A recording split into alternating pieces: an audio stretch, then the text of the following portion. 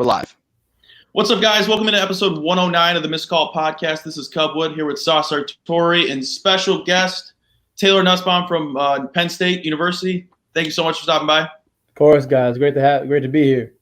We're very excited to have you here. We got a couple things we got to get to today. The first thing is last year was a phenomenal year for Penn State basketball, one of the best years in Penn State basketball history.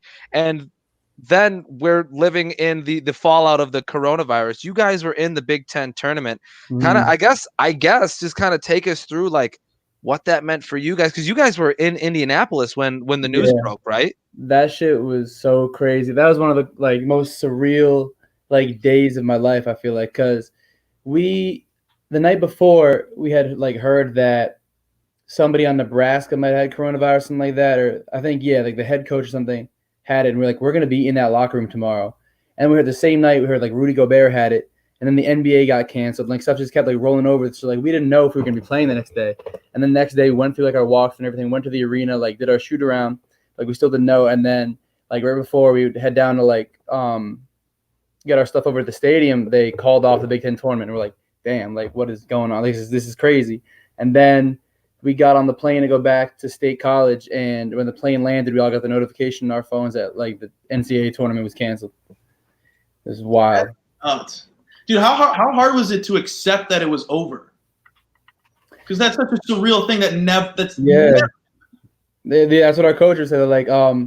We've been around 50 years and nothing like this has ever happened. So it was just so weird. I would have never thought that when I was in Indianapolis, I don't think there was a chance in hell that I would be at my house the next day. It was in New York. It was so weird. So I don't know. You just kind of had to accept it and really have a choice. It was just on the fly. Right. Well, and so I do play-by-play and color commentary for my college on our radio station, and we were in the Division III March Madness tournament. So we were getting ready for the Sweet 16. Ours moves a little bit faster than the D1. So we were getting ready for the Sweet 16, and it was kind of the same situation where we're sitting there, we're waiting, we're trying to see if we're going to get this next game in or not. And then it was okay. And they kept dwindling it down, right? So then it was no fans, and then it was just media and the players, and then it was questioned. Right. And it was questionable if then the media was going to be able to be there. It just was just like everybody else, it was everybody being like, okay, now we can't do this. I guess we can't do this. And now we can't do this. It was just the dominoes just kept falling. And it almost felt like, and I couldn't imagine what it felt like for you, but for me, it felt like, okay, this is a joke, right? Right. Yeah. It was crazy. Nothing like it ever. Experienced that. So I feel like with that happening, you have to have some sort of fire under your ass right now to motivating you for next season. For sure. I mean, it sucks for the seniors. Obviously sucks the most for them. Lamar Stevens, he was also 6 points away from being Penn State's all-time leading scorer, and he's averaging 20 a game. I don't know, but for us, it's definitely a chip on our shoulder. Definitely, we deserve that. We deserve to be there last year. We got to play just as hard this year to make sure. I'm a senior this year. I want to make the fucking NCAA tournament at least while I'm there. So it's the crazy fire under our belly right now. How hard are at-home workouts? Depends on the day. I'm running them, so it's only as hard as I want them to be. But go ahead. I got my little brother here who he's in prep school right now, so he's gonna be playing college ball too. So we push each other pretty well, and we got a trainer, and it's better now that the courts are open and stuff, so we don't have to stay at home. We can go play outside. So it's not too bad. We're getting some good work in for sure. Yeah, I mean, on top of them being difficult, there's also some weird objects that have been thrown into those at-home workouts. Did you have anything that was kind of obscure? Were you doing curls with the 5-gallon water jugs or anything like that? Nah, luckily, we have a bench and some free weights. That's pretty much all we did, and just go to this one park that stayed open pretty much the whole time. We got kicked out of it a few times, but other than that, we got really lucky with having the whole free weights and everything. So we didn't have to go through lifting a speaker or lifting anything. That's awesome. You know, I feel like it's been one of my favorite questions. One of our favorite questions that we keep asking is like, how bad are at-home workouts? Because I was trying to do them, and I have my body weight, and I'm like, I'm just going for 5-10 mile walks a day. I'm not doing this at-home crap. I can't do it. There's nothing enjoyable being like, all right, I'm about to do 100-some push-ups in my living room. No way, definitely not. I'm not. I don't even like going on like runs and walks and stuff like that. It's never been me. I'm never gonna be the kind of guy that you're gonna see running on the side of the road. That's never gonna be me. Yeah, if you see me running, you better run too, because I don't run. I don't do all that. That's a little extra for me.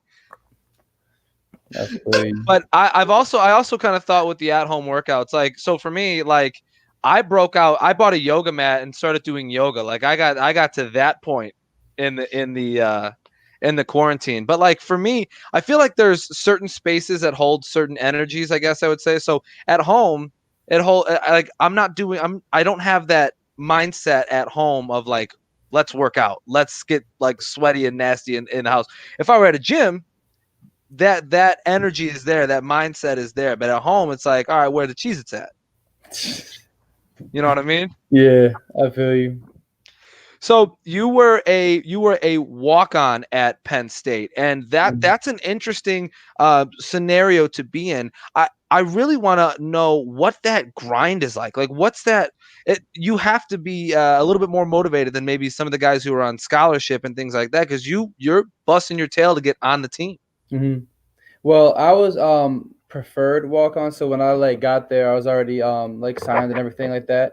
Okay. But it's definitely, other than I guess playing time, it's kind of the same grind because I'm still with the freshmen, I'm still living with them, and I was still like with them. I think it's just proving myself for playing time was a little bit harder. I actually got a scholarship this year, so that started this year. And Congrats, man. Thank you, appreciate it. And just as far as the whole thing, honestly I loved it because like I didn't come in with the pressure like, oh, I need to be like the star point guard, I need to be a starting point guard. Like I just got to like come in and hoop, and that was like something I really enjoyed, and I just got to like work my way up, and that was something that really worked well for me, something I really like doing.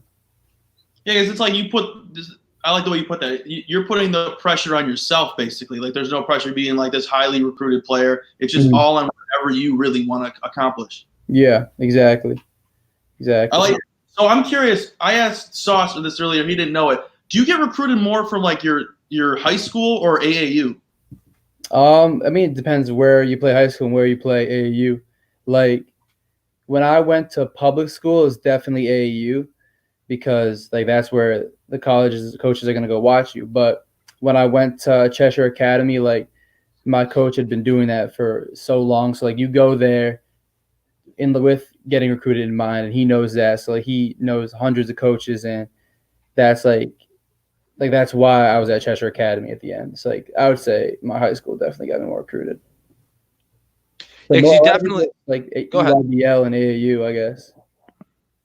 Sure. Yeah, that seems to be the movement though right now. Anyway, is like the more talented individuals are moving towards that AAU circuit because there's a lot of public schools that just don't have the I guess they don't fit the needs of a high school basketball player looking to go to the college level. Mm-hmm. And I guess I'm not very well traversed in that. I'm curious if maybe you could enlighten us on, what do you get with the AAU style of ball versus like the high school style? It's definitely a lot different. And like I said, I always think that everybody's recruiting is different. Like some kids are going to get recruited at 15 because they're windmilling, and they might be like, you know what I mean? And they might be shitty, like for real, and not like play at all in college. And there's gonna be some like Seventh Woods or whatever. Remember that guy? He had a hoop mixtape when he was like 15. He was viral. He went to UNC and he ended up transferring to get like any playing time. I'm not saying he's shitty, obviously a tremendous player, but and then there's a guy like they think about Steph Curry who like didn't have like any offers really, and then ended up as the NBA MVP, possibly the best point guard of all time. So I think it's definitely like everybody's recruiting is just different. It happens at different times, and I think in AAU you get kind of a less structured game. It's more run and gun, more like, isolation. That's what I really like that for a while. And then school ball is kind of like, all right, this is your role. Like you do this and don't mess up. So I like the AAU a lot for a while. And I like the parts of school ball too. You know what I mean? Would you say it's more like an NBA style in AAU where it's just kind of like you get the ball, you run, and you see what happens, and it's more that fast paced defense. And as far as there's no defense for sure, like at least like is most of the games you're playing so many games that's just like throwing the ball up the floor and like making a couple moves and going to the hoops. So it's not like the structured defense is not. We're not really calling as many plays. So I can see where you could get that from for sure. That's interesting. Because now I'm thinking about how my high school was, and I'm like, well, I didn't play basketball in high school or growing up at all, but I'm thinking about how I remember my high school coach was so keyed in on defense and being a team player, and like you can't wear an arm sleeve because you can't show off, etc. So I feel like the AAU just lets you be more of yourself. Yeah, AAU they didn't care. AAU is just like go out and play. And that's what I like. That's like there's a really good like parts of that. You know what I mean? Yeah, 100%. And also a lot of times I feel like you play in AAU, most people play better competition in AAU than they do at their school. Yeah, I mean that definitely makes sense. Obviously, like I said, the more skilled players seem to be going that route, so it just makes more sense that the talent pool would be better there at that AAU circuit level. Yeah, exactly.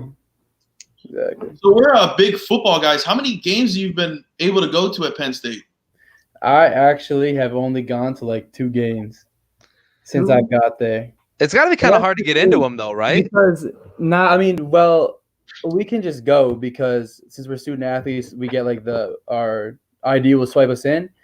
But I don't know. I've always just rather not be in 30-degree weather standing up for 2 hours straight. I like to watch from my bed.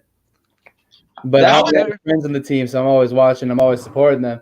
I don't know. I just never really went to them that much. How insane is it to look at 106,000 people? That's crazy. It's crazy, and it's different than like going to a Giants game because it's all like kids. So, you know what I mean? It's like it's so loud and it's so rowdy. It's environment that like you're not going to see anywhere else, like ever. Yeah, no, it seems like a crazy environment to be in, especially it being the second largest football stadium in America. I can't imagine like a touchdown scored or like a pick six or a long run and like the shake of the stadium. Yeah, the shake of the stadium actually like I heard that it is so loud that it's like a magnitude earthquake or something like that. Really? Low magnitude earthquake. That's how loud it gets. It's wild. You really got to make sure you nail everything to the wall if you're close to the stadium, huh? Yeah. Sorry about that. It's my dog. That's all good. We're a dog-friendly podcast. Sounds like a big dog, though. Well, I could lower myself for a second. Can I? What kind of dog is it? One's a Rottweiler, German Shepherd mix. The other one's a little white dog, Nordic Spitz. That sounds like a dog. Every day, man. Every day they do this. Anytime somebody walks by the house. At least I'm protected. Yeah, true. Now, I'm mad that you said you only went to 2 games, because now I feel dumb as hell asking, like, have you ever camped out in Nittanyville? Nah, I've never done that, but it's crazy how many people do that. Like, looks like it's for miles, too. Like, on a game day, the tailgates that's the most crazy thing about it, I think. Because it goes for so long. I think that's definitely part of the allure to it. And I feel like if you're just like a college kid, and let's say you're walking through the season ticket holders, or just like the regular fans tailgate, and everybody's got food, and there's 106,000 people there plus. Because obviously not everybody at the tailgate is going. Right, exactly. The tailgates, yeah, for real. I learned go to the games. I've learned in my tailgate experiences, though, as a college kid, if you just kind of meander, if you kind of walk through these tailgates, you're going to find some free food. No, definitely, yeah. Especially if you're with like 4, 6'8", 6'10" guys. Yeah, they're going to be like, you do something special, don't you? Yeah, for sure. What's the craziest thing that's happened at one of the tailgates that you've seen? Crazy thing that's happened at the tailgates. I mean, there's always fights. You know how drunk kids are. So probably just a fight. I mean, I don't know. I don't really get to tailgate that much either because when football's playing, we have practice in the morning. We're not like drinking or anything, obviously, and we have our own. Like we usually have a tailgate with the Hoops Club, which is like some of the fans and what's it called, donators and recruits and stuff like that. So we have good food, but it's like kind of just like our own thing. I gotta say real quick, the Nittany Lion itself, like the mascot, haunts my dreams. Why? Hey, I mean, if you look at it long enough, it's kind of scary. I guess it's a lion. Oh, are you talking about the actual mascot, the guy in the mascot? Yes. Yeah. Oh, I thought you were just talking about like lions in general. But no, dog. I'm talking about the dude who puts the head on and the little suit. That thing is, if you look at it long enough, it's kind of scary. I've always wondered who's in that. Like, I don't know if it's the same guy or anything. I don't know. It's definitely a creepy looking mascot with the fangs and the beady eyes. Well, it looks like I mean, I assume that it is kind of a tradition. It looks like a mascot that was put together sometime in the 50s, and it just kind of kept getting carried over. They're like, it's a tradition now. We'll keep it scary. Definitely, for sure. I did come across a website though that lists all the names of the people who have been the Nittany Lion. Really? Yeah, maybe you know a guy or two. I don't know. Is it like they're always changing, like every game, or is it like the same guy for years? I think it's the same guy for years. That's crazy. That's what it seemed like, because there was only like 80 names or something on the list. That's wild. Yeah, it's been around for way longer than 80 years. Because at some schools, there's more than one person in the mascot. Like there's other people that rotate in. Like I know at DePaul, there's only one person because you can tell by the body type and how the. Oh yeah, because it's like a whole suit, so you would never know. Yeah, because like when I first came to DePaul, there was fat dibs, and I like fat dibs because whoever was in that suit came to those games drunk, and I like that. That's hilarious. I played at DePaul. I think my sophomore year. Yeah, I was in one of your players' head the whole game. No way. Who? I don't remember his name, but I DM'd his girlfriend. I said, "Hey, I'm in your boyfriend's head right now, and he's not playing well." And that was you? That's my best friend, John. DM'd Grayson. Yeah, that is crazy. I was in a funny because I remember like after the game, he's like, "Yo, like their fans are DMing Grayson. It's wild." That's crazy. I gotta find it. now. I'm so glad that you know his birthday today. You should say happy birthday to him, so I can send this to him. It was like, isn't it crazy how small the world is? Yeah, it's insane. I'm like, when we got him, I'm like, there's got to be a point where I have to say what I did. There's got to be a point where I say what I did. So funny. That's a fairly decent road to. I guess it's a fairly decent tangent to go down. Like trash talk is a huge part of sports, and this is kind of one of those conversations that we have frequently on the podcast. Basketball is a trash talking sport. Yeah, you know what I mean. Whether it's small or big, maybe football, but football and basketball, because you're right. It's that violent game. You're both like right next to each other all the time. Well, but whether you're Kevin Garnett or Dirk Nowitzki, there is always going to be trash talked. What you know what I mean? I think those are the polar opposites. Dirk Nowitzki seems like a pretty nice guy. Kevin Garnett is Kevin Garnett. Yeah. Do you have a crazy? Well, Cub continues to search for this DM. Do you have a crazy trash talk story? Damn, I don't know. It's so like common. I feel like I can't remember specifically. I think the funniest ones are. Because, like, in practice, like, we're obviously going to talk shit to each other. When you play on a team, they're always going to talk shit. But I think the funniest ones are, like, the fans for sure. Like, when you just – because, like, you hear everything. You act like you hear nothing, but you hear everything. I think one of the funniest story I had with that actually was this year.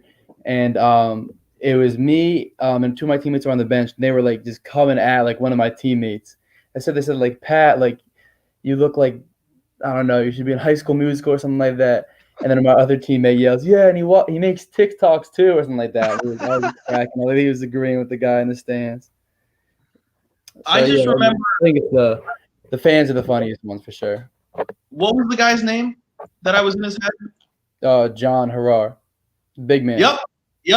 Because I put it on my story. I have real estate in his head. Yeah, I think I saw that. That's crazy. That's wild.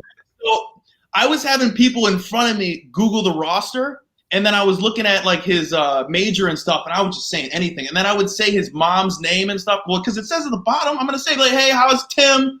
How's Karen?" That's the funny.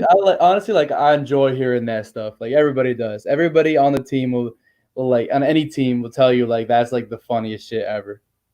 Well, John, if you watch this, follow me back and I'll apologize. He does. He's off Instagram. He's like really big on like I don't know, keeping his own space in his own head, and he's like he doesn't do a lot of social media. It's actually done really good for him.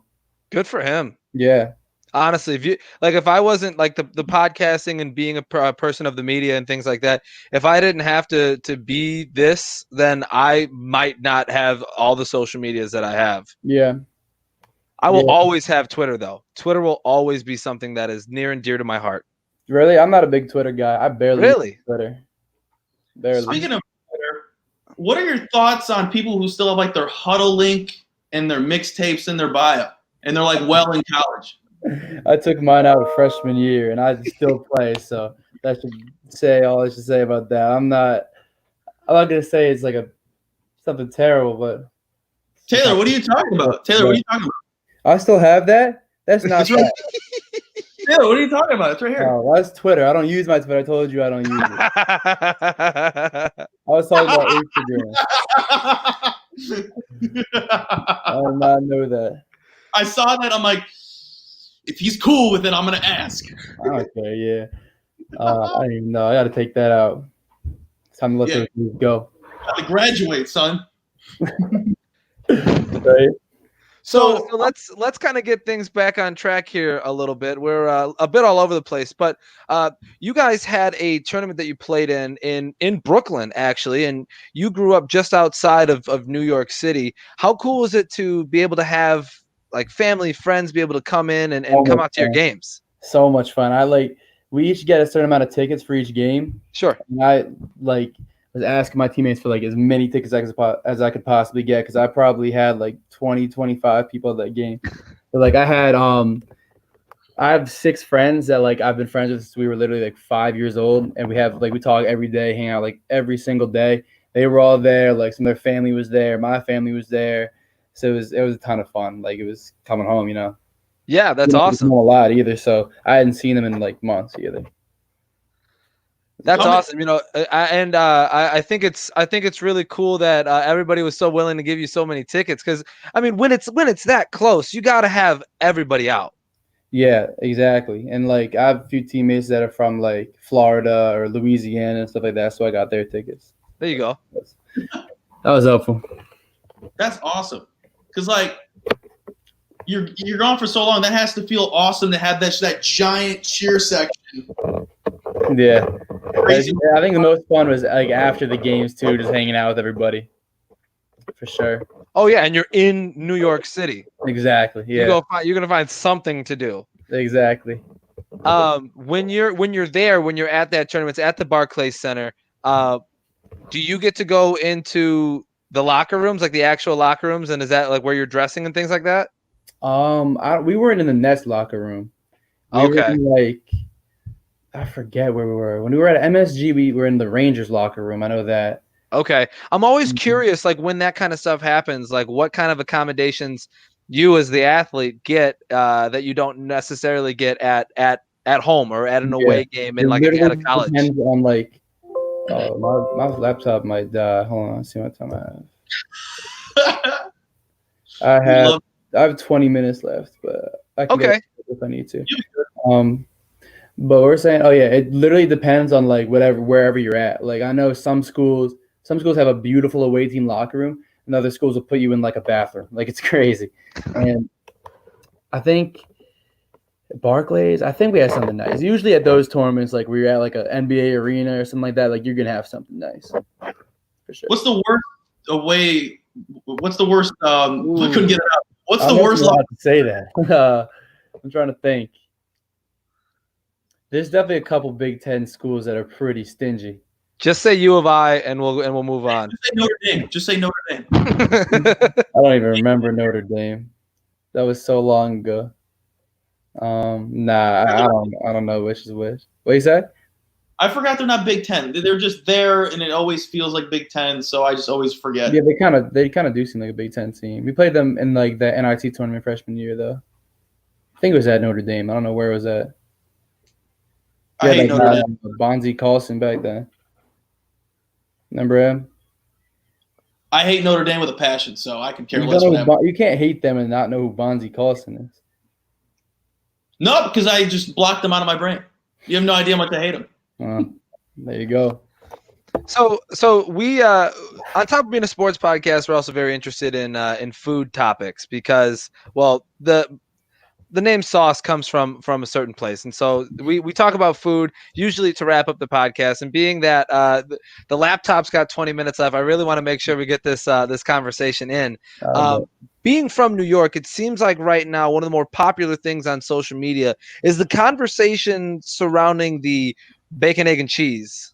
Yes. Is it truly a delicacy? And what am I not understanding about it? You're not understanding how good it is when it's on the right bagel.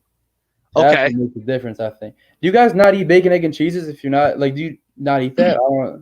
I make that every day, and I eat it for breakfast, but I'm like, this is so simple to make. Why would you rave about such a – my thing with breakfast – hold on. This you get me going. My thing with breakfast, Taylor, how good can it really get? It's breakfast. Nah, if you have the right bagel. Have you ever had a New York bagel? Never been. That is life-changing. Is it? It's life-changing. Like, I would eat them every single day if I could. And I pretty much do, actually. Okay. The bagel is the difference. I guess it seems like for two guys from the Midwest, we're from Chicago area, so two guys from the Midwest, I guess it just seems like, well, I can make that on the stove here and put it on. Nowhere. But again, that's why I asked, because maybe it's just something that I'm not understanding, and maybe it's something special about the grills in the bodega in New York that just makes it taste superior to something I can make here. Nah, dude, it's the bagels. That's what I think what it is. It's the bagels. Okay. Do you guys prefer Chicago pizza to New York pizza? That was the next step in the conversation. Because I think it's the next obvious step, yeah. So I'll spin the question back on you first because I want to hear your answer. I want to hear your answer first. I asked you first. He's gonna say I've been to New York one time. I was there for a couple of days, and I'll say this. Uh-oh. Did we lose him? Well, currently there is a spinning wheel of death. I'll keep talking. And hopefully Taylor buffers back in. But I've been to New York one time. And in that one time that I was in New York, I had an opportunity to have a couple slices of pie, and I have an appreciation for what they do with their pizza there, right? Obviously, you fold it over, and you're basically eating a big piece of newspaper. But to me, it's very greasy. It can be very good. But it's a very greasy type of pizza.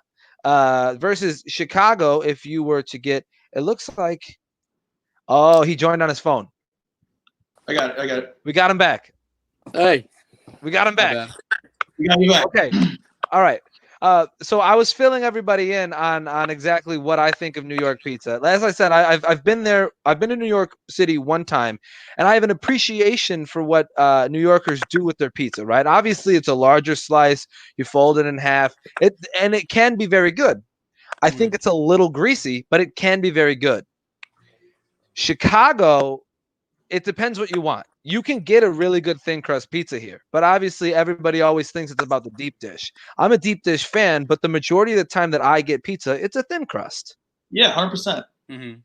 I prefer the pizza that I can get here. But again, I've only been to New York City one time, and I only had a couple of slices from a couple different places. Okay. The only times that I've had like Chicago style pizza, was on road trips, and they get us these pizzas that are, I don't know if this is normal. It's like this thick, and it's all like cheese. Or is it all cheese or is it all sauce? It's cheese. No, it's all cheese. Yeah, it's like Yeah. 2 inches thick of cheese, with like a Yeah. little bit of sauce on top. Like the sauce is even under the cheese. That's not Yep. like a pizza. That's like a cake of cheese. Well, we're bigger here for a reason. I mean, I think deep dish pizza is really good. Like when I get I like Sicilian pizza. Like I really like doughy pizza, but I think New York I like the style with the sauce under the cheese, and it's like, I don't know, cooked like regular pizza to me. So No, most definitely. And listen, everybody's opinion on pizza is okay unless you like Detroit style pizza. You know what I mean? What's Detroit style pizza? Detroit style pizza is like a pan pizza where like you say you like doughy pizza, but it's like this thick of pizza, and then it's just like any other pizza. It's that thin sauce and then a thin layer of cheese. Detroit style pizza is just, it's like cheesy bread. Okay. That's exactly what it is. It's cheesy bread. It's exactly what it is. Before we forget to bring this up, what the hell's so great about a chopped cheese? I think really anything. They're just meat. Think about the end of your night at 3 a.m. You're walking down the street and you're like, what do I want? Some greasy, like cheesy. It's like almost like a cheesesteak, but with like hamburger meat. Okay. Yeah. And there's nothing better like at that time than a chopped cheese. But what drives me nuts about it is it's just mayonnaise, ketchup, cheese, meat. You're not going to throw anything else on it? Some people get them with like lettuce and onions and stuff. But it's also the bread, and it's just greasy, and it's amazing. And it's like $2.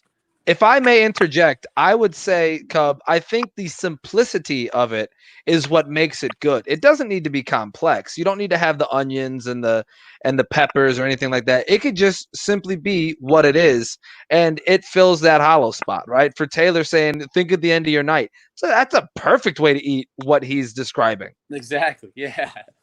The same way when we went out that one time and it was 3 a.m. and we needed food and we choked down those glizzies together. You choked on a glizzy.